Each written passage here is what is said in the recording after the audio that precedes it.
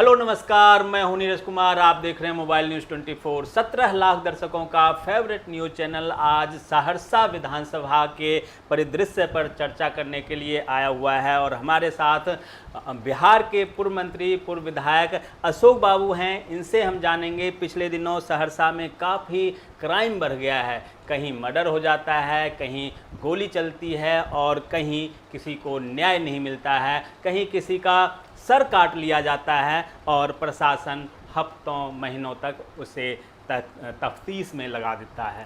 ऐसे में सहरसा के कानून व्यवस्था जो चरमराया हुआ है उस पर कैसे सुधार होगा, कैसे लगाम लगाया जा सकता है, अशोक बाबू से जानेंगे। इसके अलावा भी सहरसा विधानसभा की समस्याओं पर हम आज चर्चा करेंगे कि आने वाले समय में विधानसभा जो चुनाव है उसमें अशोक बाबू का क्या रुख रहने वाला है। अशोक जी, बहुत बहुत स्वागत है हमारा आपके मोबाइल न्यूज़ 24 में। आप बताएं, पिछले कुछ दिनों में खास तौर पर सहरसा विधानसभा, सहरसा जिला में क्राइम काफ़ी बढ़ गया है।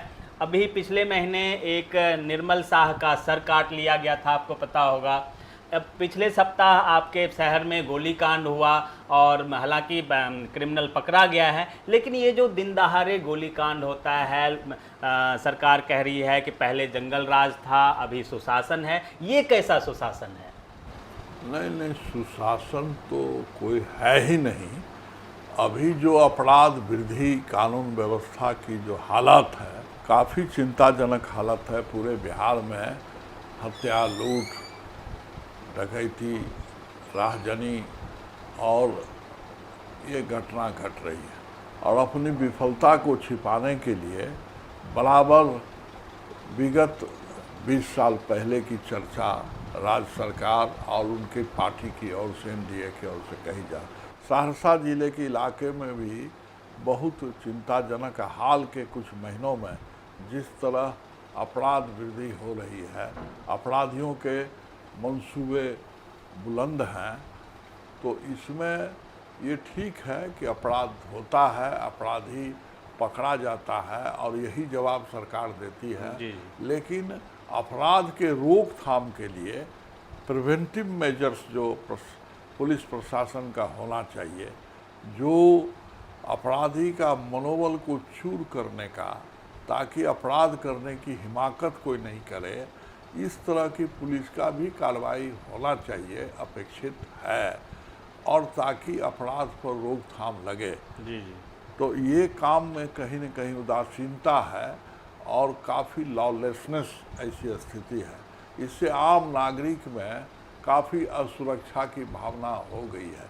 जिस तरह अभी बख्तियारपुर के इलाके में पूर्व पंचायत समिति के साथ जो खबर देखने को मिला, और इवन जनप्रतिनिधि भी जो हैं उनके साथ भी लगातार घटना हो रही है। और इस घटना पर देर सवेर अपराधी पकड़ा जाता है और जो विहित प्रक्रिया के तहत वो जेल जाता है, लेकिन इसकी पुनरावृत्ति लगातार हो रही है, इस पर रुक नहीं रहा। सहरसा में अव्यवस्था की अगर बात करें तो 20 साल से आपका फ्लाईओवर अटका हुआ था। हालांकि सुनने में आया है कि अभी टेंडर हो गया है।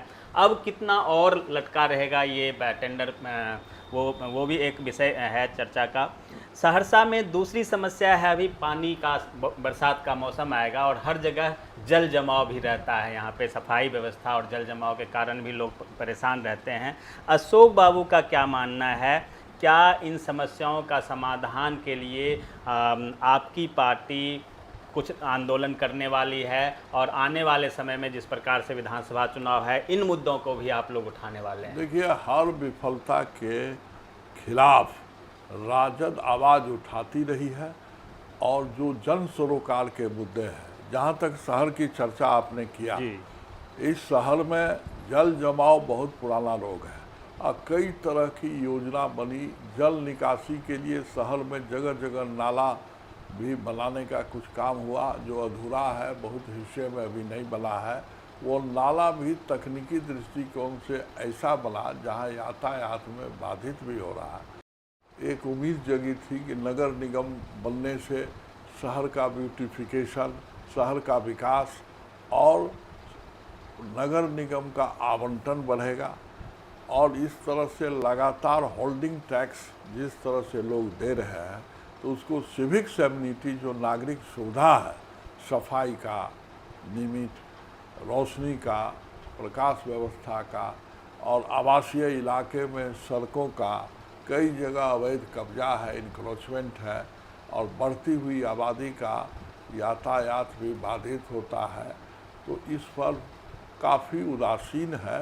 नगर निगम बनने का कोई लाभ नागरिक को नहीं मिल रहा और जबकि आवंटन बढ़ा है, इसमें बहुत लूट खसोट है, भ्रष्टाचार है और जो वहाँ निर्वाचित नगर निगम के वार्ड कमिश्नर्स हैं विभिन्न इलाके के, उनसे भी कई बात होती है, उनके द्वारा उठाए गए आवाज़ की कोई अनसुनी कर दी जाती है।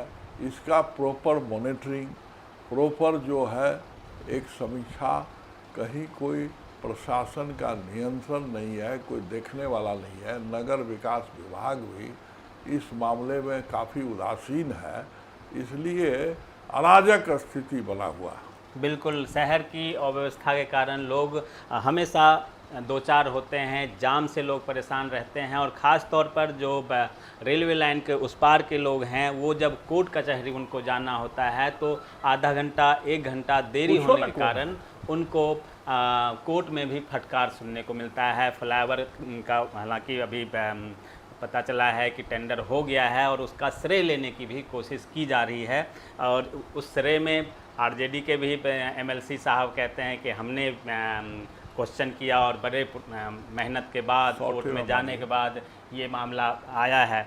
इसके अलावा जो समस्याएं सहरसा की है, सहरसा के ग्रामीण क्षेत्रों में आज तक डॉक्टर नहीं पहुंच पाता है, जो उप स्वास्थ्य केंद्र है उसमें डॉक्टर नहीं पहुंच पाता है, बिल्डिंगें स्कूल की बन गई है, शिक्षक वहां परिपूर्ण नहीं है। इन सभी को देखते हुए जो स्वास्थ्य व्यवस्था आपके सहरसा के ग्रामीण क्षेत्रों का चरमराया हुआ है। अभी हम हॉस्पिटल गए थे, आपके सौर बाज़ार के हॉस्पिटल में एक महिला को ये लेके, तो प्रसूति के बाद छोड़ दिया जाता है, मतलब उसका कोई ढंग से देख रेख नहीं होता है। इन सब चीज़ों को आप लोग कैसे दुरुस्त करें? देखिए, जो राज्य स्तर पर स्वास्थ्य मंत्री के द्वारा या स्वास्थ्य निर्देशालय के द्वारा जो पूरे राज्यवासी को स्वास्थ्य की बेहतर चिकित्सा के बारे में डपोरसंघ की घोषणा, कई योजना की जाती है, वो सरजमीन पर कहीं वो है नहीं और इसका प्रॉपर मॉनिटरिंग का अभाव है और और ये जो है अभी हर एडिशनल पीएचसी या प्राथमिक हेल्थ सेंटर में जो सैंक्शन स्वीकृत दवा भी उपलब्ध नहीं है, देख रेख नहीं है, कई जगह डॉक्टर नहीं है।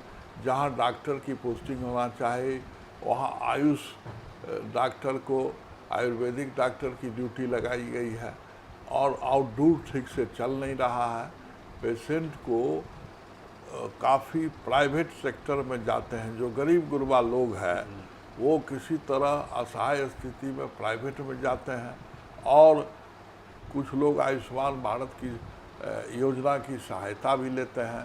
तो इसलिए गरीब गुरबा लोगों के लिए रूरल इलाके से सहरसा सदर तक पहुंच नहीं पाते हैं। जो बेसिक चिकित्सा सुविधा होना चाहिए उसका सर्वथा अभाव है।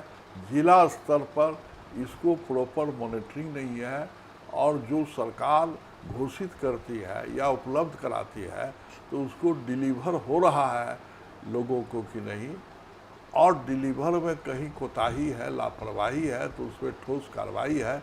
इस सब का सर्वथा अभाव है। इसलिए हमने कहा, जहाँ तक आप फ्लाईओवर का चर्चा किया, कई तरह के वेस्टेड इंटरेस्ट है जो अपने स्वार्थ में इसको विगत कई वर्षों से इस महत्वाकांक्षी योजना को सैबोटेज करने का काम कुछ सत्ता के लोगों की सहायता से करते रहे, भ्रमित करने का काम कर रहे हैं।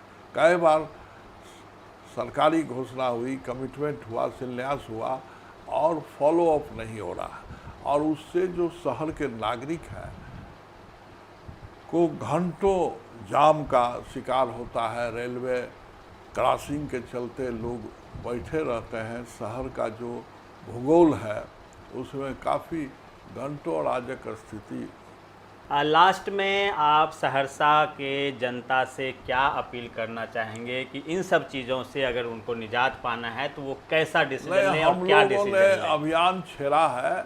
अभी हमारा 243 विधानसभा में प्रशिक्षण शिविर का कार्यक्रम अपने वैचारिक स्तर पर, संघर्ष के स्तर पर तैयार किया है कि ये सरकार की विगत वर्षों में सरकार को उखाड़ फेंकना ही जनहित में है और बदलाव आवश्यक है बिहार के हित में। लोकतंत्र के लिए, जनप्रतिनिधियों के सम्मान के लिए, आम जनता के हित के लिए ये सरकार को अपदस्थ करना आवश्यक हो गया है। और ये अभियान हम लोग का बूथ बूथ पर राजद के कार्यकर्ता ग्रामीण क्षेत्र में चला रहे हैं और निश्चित रूप में हमें विश्वास है, जो जनता का मूड है, कि आने वाले असेंबली के चुनाव में इसको बेदखल करने का काम होगा और तेजस्वी यादव का जो स्वीकारता बढ़ी है, तेजस्वी यादव के नेतृत्व में नया महागठबंधन की सरकार बनेगी। ये उम्मीद और आशा से लोग मूड बना चुके हैं तेजस्वी यादव को भावी मुख्यमंत्री के रूप में देखने लगे।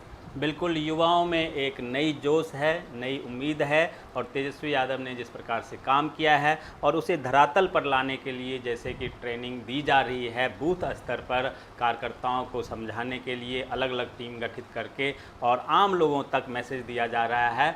होता क्या है ये तो रिजल्ट के बाद पता चलेगा। 4-5 महीने इलेक्शन का रह गया है। बने रहिए मोबाइल न्यूज़ 24 के साथ। आप तमाम दर्शकों का बहुत बहुत धन्यवाद। अशोक बाबू, आपका धन्यवाद।